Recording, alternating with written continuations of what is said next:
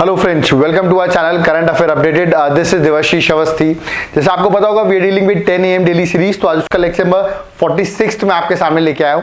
याद रखिएगा आज का जो लेक्चर है 10 AM सीरीज का, it's going to be little bit tricky, but आज आपको नॉलेज बहुत मिलने वाली है आज के लेक्चर में। ठीक है, आज का जो कट ऑफ होने वाला है that is going to be 7 questions, that is 7 marks cut off होगा आपका। तो देखते हैं कौन कौन कट ऑफ क्लियर कर पाता है, और at the end of the lecture मैं आपको कुछ एक इंपॉर्टेंट इन्फॉर्मेशन दूंगा, तो जरूर इस लेक्चर को एंड तक जरूर देखना। ओके, तो चलिए स्टार्ट करते हैं। सबसे पहला क्वेश्चन आपके सामने जो कि इजी हो सकता है अगर आपने स्टडीज की होगी इंडियन ज्योग्राफी की। एक इंपॉर्टेंट माइन मैंने लिखी हुई है, याद रखिए, दैट इज जादूगोड़ा माइंस। तो याद रखिएगा जादूगोड़ा माइंस मैंने पूछा है ये किस चीज के लिए फेमस है। ऑप्शन है bauxite, uranium, third one is gold and fourth one is mica. तो किसी ने भी अगर इंडियन ज्योग्राफी पढ़ी होगी तो it's going to be easy question. इसका correct answer is that is B, uranium. याद रखिएगा जादूगोड़ा माइन 1967 में पहली माइन, याद रखिएगा इंडिया की पहली यूरेनियम माइन जो थी दैट इज जादूगोड़ा माइन। मैंने यहां पे लिखी भी है, it commenced operation in 1967 and was the first uranium mine in India. तो पहली यूरेनियम माइन थी इंडिया की, और इसकी लोकेशन जो है वो झारखंड में है। तो याद भी कर सकते हैं जैसे दैट इज जादूगोड़ा से जे से झारखंड भी आप याद रख सकते हैं। और याद रखिएगा 1967 में ये माइंस जो थी वो इनॉग्रेट हुई थी, दैट इज मोर इंपॉर्टेंट। तो आपको ये दोनों चीजें याद रखनी है। ठीक है, चलिए नेक्स्ट क्वेश्चन में आते हैं, क्वेश्चन नंबर 2। और ये क्वेश्चन थोड़ा ट्रिकी हो सकता है। मैंने एक इनडायरेक्टली एक अजीब सी लेख पूछ ली है, अगर किसी ने थोड़ी करंट अफेयर्स पढ़ी होगी तो इजी होगा। देखते हैं, या तो इंडियन ज्योग्राफी के लेक्चर्स पढ़े होंगे तो it would be an easy question. That is Punnamada lake. याद रखिएगा पुनामाडा लेक मैंने आपसे पूछा है जो न्यूज में रहती है। ओके, इसकी लोकेशन कहाँ है। ठीक है, ऑप्शन है केरल, उड़ीसा, राजस्थान या गोवा। तो इनमें से करेक्ट आंसर मार्क करना है। अगर आपको क्वेश्चन नहीं बनता है तो स्टिल आप लेक का प्रोनाउंसिएशन देख के मे बी आप आंसर को गेस कर सकते हैं। ये मैं आपको हिंट दे रहा हूं। तो यस, जिन्होंने गेस कर लिया है इसका correct answer that is Kerala. याद रखिएगा जो केरल में विबंध लेक है उसी के एक्सटेंशन की जो लेक है, उसी का एक्सटेंडेड पार्ट जो है उसको हम पुनामाडा लेक कहते हैं। ये लेक क्यों इंपॉर्टेंट रहती है, एक्चुअली मैं आपको बताऊं ये लेक का जो इंपॉर्टेंस है वो इसलिए क्योंकि एक बहुत फेमस बोट रेस होती है जिसका नाम है नेहरू ट्रॉफी बोट रेस। याद रखिएगा नेहरू ट्रॉफी बोट रेस जो है वो इसी लेक में प्रोसीड की जाती है, परफॉर्म की जाती है। तो हमेशा हर साल ये न्यूज में रहती है। तो आपको याद रखना है कि नेहरू ट्रॉफी जो बोट रेस है, जो बहुत फेमस पॉपुलर बोट रेस है, वो इसी लेक में परफॉर्म किया जाता है, इसीलिए ये लेक इंपॉर्टेंट है। ओके, बट याद रखिए it's extension of Vembanad lake only. चलिए नेक्स्ट क्वेश्चन में आते हैं, question number 3 related to Indian polity. और अगर आपने ये क्वेश्चन आपको नहीं बनता है तो आपको सख्त जरूरत है, बहुत इंपॉर्टेंट टाइम है कि आपको लेक्चर्स को देखना चालू करना पड़ेगा, बेसिक क्लियर करने की बहुत जरूरत पड़ेगी। और उन लेक्चर्स को आप हमारे डिस्क्रिप्शन बॉक्स में जाकर पॉलिटी के लेक्चर्स जरूर देखें, क्योंकि वो जो हमारी वेबसाइट में लेक्चर्स हैं वो फुली अपडेटेड हैं। ओके, तो क्वेश्चन मैंने यहाँ पर पूछा है that is 73rd constitutional amendment से रिलेटेड। ओके, और पूछा है कौन सा नहीं है, कंपल्सरी प्रोविजंस नहीं है। याद रखिएगा कुछ कंपल्सरी प्रोविजंस है, कुछ वॉलंटरली प्रोविजंस है। तो देयर आर कंपल्सरी प्रोविजंस, तो आपको याद होने चाहिए। तो कौन से नहीं है वो आपसे पूछा गया है। पहला, रिजर्वेशन ऑफ सीट्स पूछी गई है बैकवर्ड क्लासेस में, ये कंपल्सरी नहीं है, पहला स्टेटमेंट है। सेकेंड है 1/3 सीट जो रिजर्व होती है वुमेन्स की पंचायत में, ये कंपल्सरी नहीं है।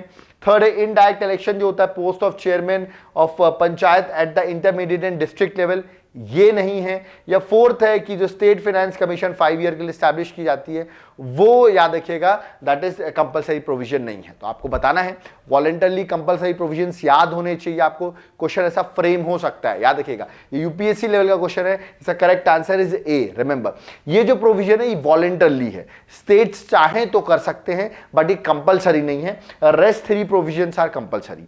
क्या और भी प्रोविजंस कंपल्सरी है? यस, और भी प्रोविजंस है जो कंपल्सरी है, जैसे 3 टायर सिस्टम होना चाहिए। तो ऐसे बहुत से प्रोविजंस है, स्टेट इलेक्शन कमीशन की बात करते हैं तो दे आर, याद रखिएगा, कंपल्सरी प्रोविजंस। ओके, बट याद रखिएगा ये कंपल्सरी नहीं है, ये आपको याद रखना। बैकवर्ड क्लासेस के रिजर्वेशन की बात जो यहां पर कर रहे हैं that is not a compulsory provision. तो इसका correct answer is that is ए। और आपको ये क्वेश्चन नहीं बन रहा है, रिमेंबर आपको थोड़ा पॉलिटी में पढ़ने की अभी बहुत जरूरत है। आप पॉलिटी के लेक्चर्स हमारी वेबसाइट पर जाकर स्पेशली पॉलिटी के लेक्चर्स भी देख सकते हैं। ओके, चलिए आगे मूव करते हैं, क्वेश्चन नंबर 4। और ये इंटरनेशनल रिलेशन से मैंने क्वेश्चन लिया है। क्वेश्चन हो सकता है इस बार न्यूज में हो, क्योंकि इंटरनेशनल पॉलिटिक्स बहुत न्यूज में है। तो क्वेश्चन है what does Hague code of conduct. ये एक मैंने कोड ऑफ कंडक्ट पूछा है, that is Hague code of conduct. ये किससे रिलेटेड है? पहला है बैलिस्टिक मिसाइल के प्लोरिफरेशन से स्टेटमेंट है। सेकंड है कि इंटरनेशनल चाइल्ड एब्डक्शन से रिलेटेड है। थर्ड वॉर्सो कन्वेंशन से रिलेटेड कुछ अमेंडमेंट से रिलेटेड है, और fourth international registration of industrial design से रिलेटेड है। तो देखिए यूपीएससी ऐसे क्वेश्चन बहुत ज्यादा पूछता है, आपको चारों ऑप्शन जो है वो बिल्कुल अलग अलग डायरेक्शन में, एक नॉर्थ डायरेक्शन में, एक साउथ डायरेक्शन में, बिल्कुल अलग अलग डायरेक्शन में। तो ये एक इजी क्वेश्चन हो जाता है क्योंकि ऑप्शंस क्लोज नहीं है। तो ऐसे आपको 4 से 5 क्वेश्चन आपको यूपीएससी में या स्टेट सर्विसेज में आपको जरूर देखने को मिलेंगे। तो याद रखिएगा इसका करेक्ट आंसर है Hague code of conduct. I think आपने मार्क कर लिया होगा, that is A. Remember against the ballistic missile of proliferation which are capable of delivering weapons of mass destruction. तो उसके अगेंस्ट याद रखिएगा हेग कोड ऑफ कंडक्ट बनाया गया था। और मैं आपको बता दूं दिस कंडक्ट वाज साइंड, याद रखिए this code of conduct was established on 25th November 2002। Okay, so this is important कि 2002 में ये स्टैब्लिश किया गया है, ये ईयर भी इंपॉर्टेंट है। और याद रखिएगा बैलिस्टिक मिसाइल से रिलेटेड है, इतना आपको याद रहेगा, that is sufficient enough. Okay, चलिए नेक्स्ट क्वेश्चन में आते हैं, क्वेश्चन नंबर 5th, और ये इंडियन ज्योग्राफी से रिलेटेड क्वेश्चन है। थोड़ा ट्रिकी क्वेश्चन है, थोड़ा आराम से देखिए क्वेश्चन करेवास से रिलेटेड क्वेश्चन है।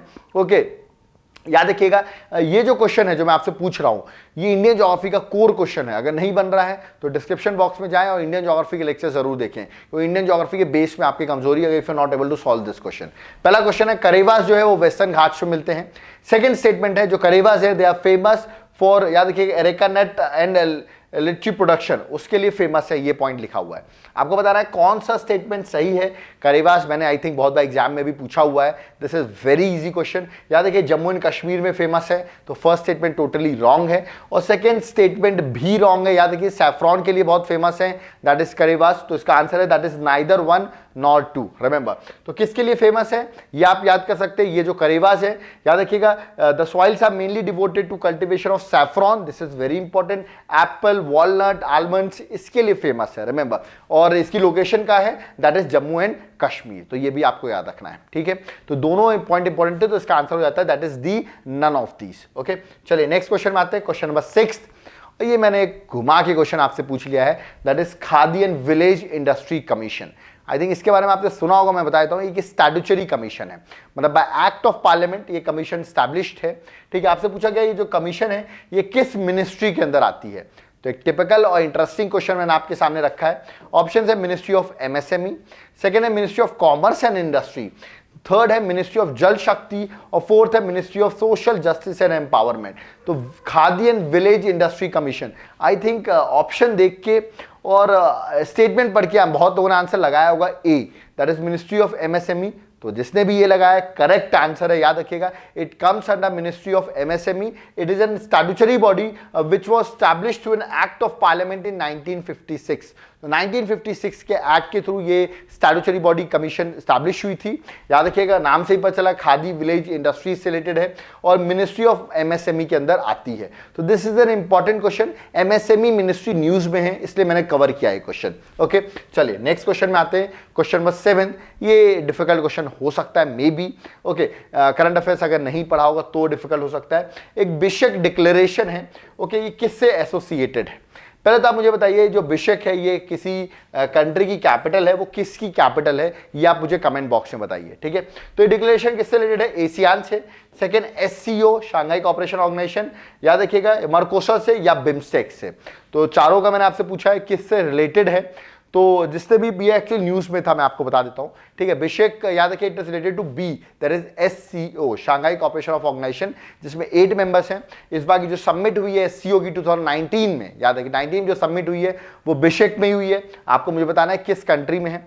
और ये न्यूज में इसलिए थी जो फोटो आई थी, जो पिक्चर ली गई थी 8 कंट्रीज की ऑफ एससीओ मेंबर्स, तो याद रखिए नरेंद्र मोदी साइड में खड़े थे और पाकिस्तान प्राइम मिनिस्टर सेंटर में थे, तो इसकी वजह से बहुत ज्यादा न्यूज में था।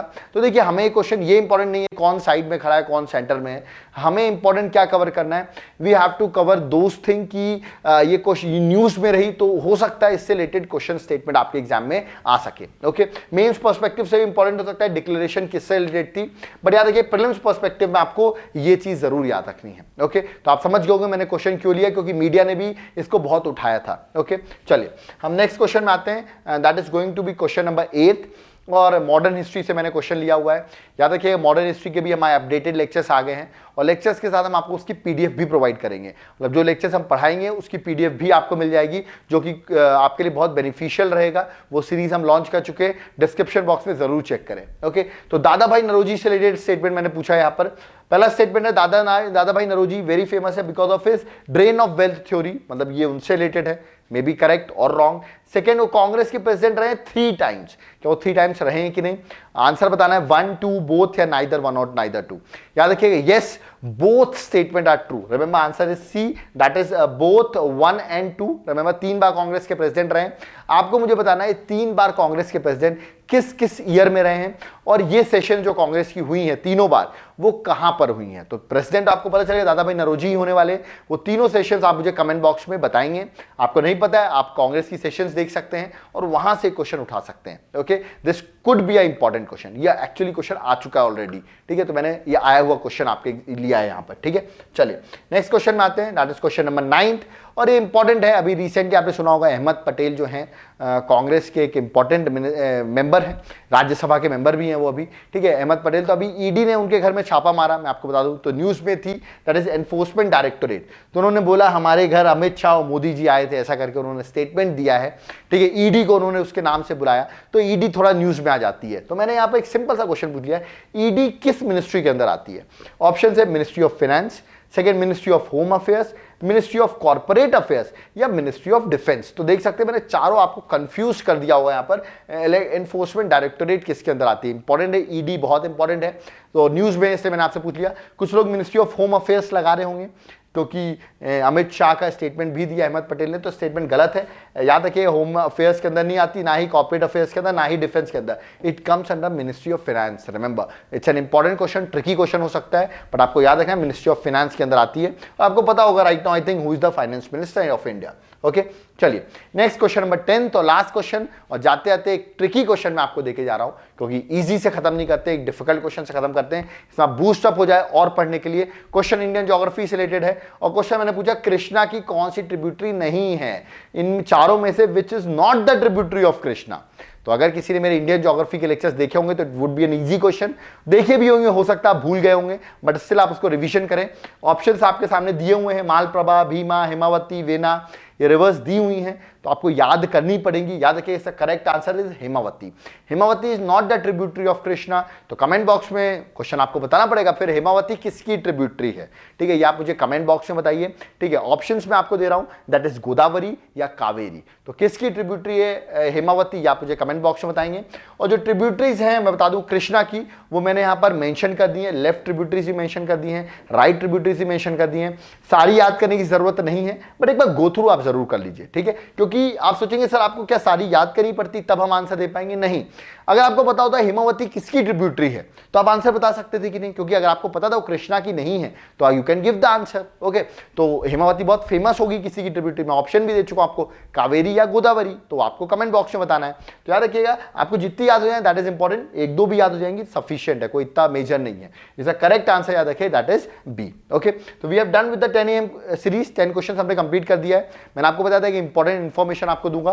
पहला तो कट ऑफ जो इसका वो है 7 मार्क्स, और जिन्होंने क्वालिफाई कर लिया वेरी गुड, बट जो क्वालिफाई नहीं कर पाए हैं और सोच रहे हैं सर अब क्या पढ़ें हम, बेसिक हमारा कैसे क्लियर होगा, तो उसके लिए मैं बता दूं, मैं आज आपको अपनी वेबसाइट के बारे में बता देता हूं, तो उससे आपको आइडिया लग जाएगा कैसे आप कोर्सेज देख सकते हैं और आपको एडवांटेज क्या होगी। याद रखिएगा, आप जब currentaffairsupdated.com वेबसाइट को ओपन करेंगे, ठीक है, तो आपके सामने कुछ ऐसी वेबसाइट ओपन हो जाएगी। यहां पर आपको दिख रहा होगा, यहां पर 3 डॉट्स मिल रहे होंगे। आप इस डॉट्स को जब क्लिक करेंगे, ओके, तो आपके सामने ये ऑप्शन ओपन हो जाएगा जिसमें कोर्सेज टेस्ट सीरीज का ऑप्शन होगा आपके सामने। याद रखिएगा, टेस्ट सीरीज भी हमारी अवेलेबल है, आप टेस्ट सीरीज को भी देख सकते हैं, यहाँ पर उसका शेड्यूल वगैरह देख सकते हैं if you want to join, online है। और दूसरा है, आप इसमें कोर्सेज में क्लिक करेंगे, अगर आपका बेसिक कमजोर है, आप बेसिक नहीं बना पा रहे हैं क्वेश्चंस को, तो कोर्सेज में क्लिक करिएगा। कोर्सेज में क्लिक करेंगे तो आपके सामने कोर्सेज आ जाएंगे, जिसमें हमारा ये वाला जो कोर्स है दैट इज वेरी इंपॉर्टेंट। याद रखिए, यहाँ पर कंप्लीट प्री प्लस मेंस, याद रखिएगा हम कवर कर रहे हैं, प्लस आंसर राइटिंग की भी क्लासेस इसमें कवर्ड होंगी। याद रखिए, करंट अफेयर्स इसमें हमने 2019 से लेके 2022 तक का पूरा करंट अफेयर्स कवर किया जाएगा, प्लस इसमें गाइडेंस भी मिलेगा, प्लस जो टेस्ट सीरीज प्रोग्राम है वो भी इसमें फ्री ऑफ कॉस्ट आपको अवेलेबल मिल जाएगा। मतलब आप ये कोर्स लेते हैं तो आपको टेस्ट सीरीज भी फ्री ऑफ कॉस्ट मिलेगी। प्लस खास बात मैं आपको बता दूं, जो लेक्चर्स हैं, ठीक है, जैसे मैं कोई भी लेक्चर पढ़ाता हूं, आप देख रहे होंगे बहुत दिनों से कोई लेक्चर नहीं आ रहा है। याद रखिए वेबसाइट में ऑलरेडी 140 प्लस लेक्चर्स आ चुके हैं, 140 प्लस लेक्चर्स आ चुके हैं, ठीक है, लॉकडाउन के टाइम पर। तो अच्छा ग्रेट अचीवमेंट, इतने सारे लेक्चर्स आए हैं ऑलरेडी जो कि वेबसाइट पे आप चाहें तो यहां इसको क्लिक करके आप इसका करिकुलम भी चेक कर सकते हैं कि कितने सारे लेक्चर्स आ चुके हैं, ठीक है। तो याद रखिएगा यहाँ पर जो लेक्चर्स आते हैं, जो लेक्चर्स मैं पढ़ाता हूँ, उसी लेक्चर्स की सेम पीडीएफ भी मिलती है। तो मतलब आपको अपना टाइम वेस्ट करने की जरूरत नहीं है, आप उन लेक्चर्स को यूज कर सकते हैं, उन पीडीएफ को यूज कर सकते हैं अपने आने वाले एग्जाम्स में, या तो आपको अगर 2022 तक भी एग्जाम देना है तो ये लेक्चर्स आपके लिए बेनिफिशियल होंगे, क्योंकि इसमें सारी करंट अफेयर्स हम 2019 से 22 तक की सारी इंक्लूड करते जाएंगे। So this going to be very important. तो आप इस कोर्स को देख सकते हैं, करिकुलम चेक करें, क्लिक करें, करिकुलम को चेक करें, कोई डाउट क्वेरीज हो तो आप व्हाट्सएप भी कर सकते हैं। नंबर आपको हमारे वीडियो के डिस्क्रिप्शन बॉक्स में मेंशन है। प्लस अगर कोई पर्टिकुलर पूरा कोर्स नहीं लेना चाहता है, याद रखिएगा आप पूरा कोर्स नहीं परचेज करना चाहते हैं, तो स्टिल आपके पास ऑप्शन है, आप इंडिविजुअल सब्जेक्ट्स भी देख सकते हैं। इकोनॉमिक्स जो हमने फुली अपडेट कर दिया है, जिसमें मर्जर ऑफ बैंकिंग से लेके जो भी इंपॉर्टेंट एक्टिविटीज हुई हैं वो हमने इकोनॉमिक्स के लेक्चर में प्रोवाइड कर दिया, जो एक अपडेटेड लेक्चर्स आ गए हैं। आप चाहें तो सिर्फ फिजिकल ज्योग्राफी के भी लेक्चर्स ले सकते हैं। बहुत लोग की डिमांड थी कि सर फिजिकल ज्योग्राफी अभी नहीं हुई है, तो आप उसके लेक्चर्स भी देख सकते हैं। तो आप चाहें तो इनको भी एक बार जरूर गो थ्रू करें।